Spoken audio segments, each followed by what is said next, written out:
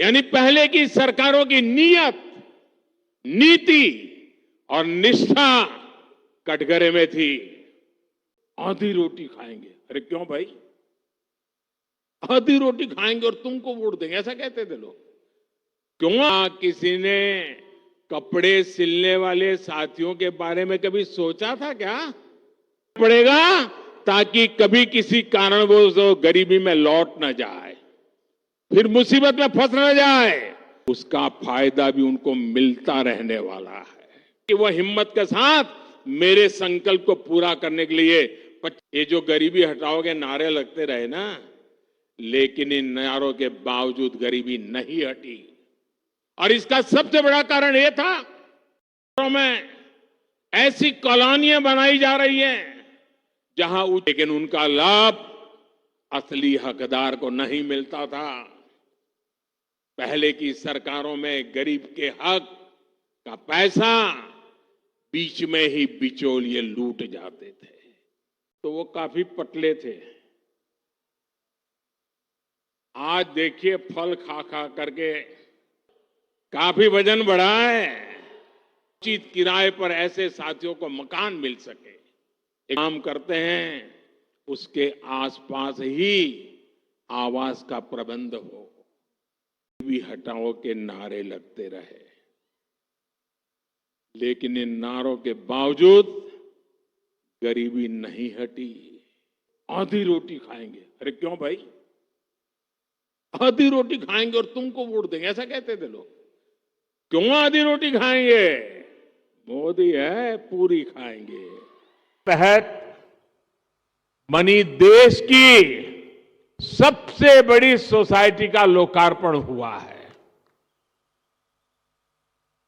और मैं जाकर के देख के आया। मुझे भी लगा कि काश मुझे भी बचपन में ऐसे घर में रहने का मौका मिला। चीजें देखता हूं, मन को इतना संतोष होता है। इन हजारों परिवारों के सपने जब साकार होते हैं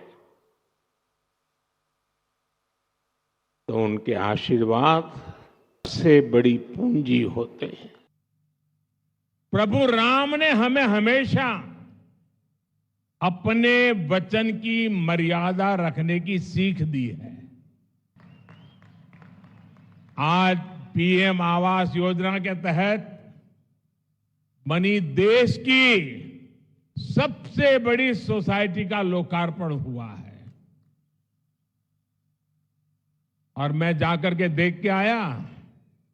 मुझे भी लगा कि काश मुझे भी बचपन में ऐसे घर में रहने का मौका मिला।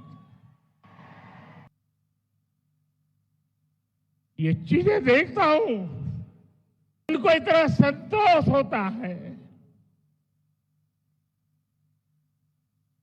इन हजारों परिवारों के सपने जब साकार होते हैं तो उनके आशीर्वाद मेरी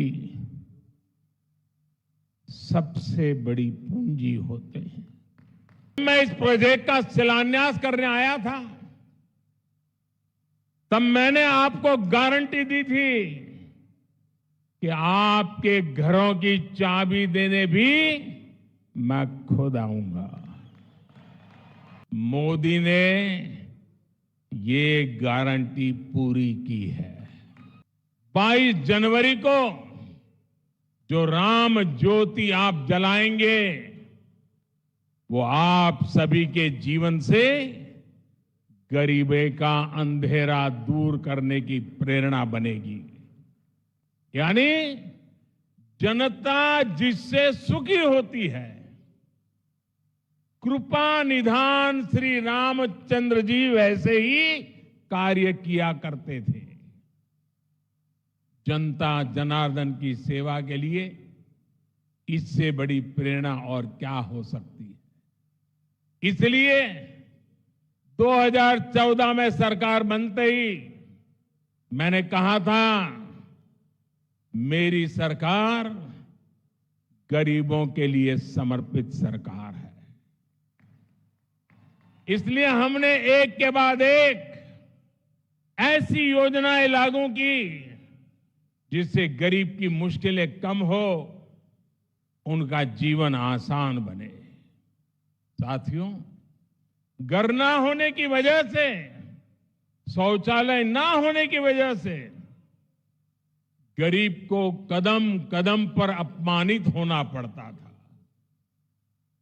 विशेष रूप से हमारी माताओं, बहनों, बेटियों के लिए ये बहुत बड़ी सजा थी। और इसलिए सबसे पहले हमने गरीबों के घर और शौचालय के निर्माण पर ध्यान दिया। हमने 10 करोड़ से ज्यादा शौचालय बनाकर गरीबों को दिए। वो सिर्फ शौचालय नहीं है, हमने इज्जत घर दिया है, मेरी माताओं बहनों की इज्जत की गारंटी दी है। हमने 4 करोड़ से अधिक पक्के घर बनाकर गरीबों को दिए। आप सोच सकते हैं, जिनको यहां घर मिला है, पूछ लीजिए जीवन में कितना संतोष है। ये तो 30,000 है, हम 4 करोड़ को दे चुके हैं। कितना संतोष होता होगा। 2 प्रकार के विचार रहते हैं। एक, राजनीतिक उल्लू सीधा करने के लिए लोगों को भड़काते रहो, भड़काते रहो, भड़काते रहो। हमारा मार्ग है डिग्निटी ऑफ लेबर। हमारा मार्ग है आत्मनिर्भर श्रमिक। हमारा मार्ग है गरीबों का कल्याण। और मैं आपसे कहना चाहता हूं, जो नए घरों में रहने जाने वाले हैं, आप बड़े बड़े सपने देखिए, छोटे सपने मत देखना।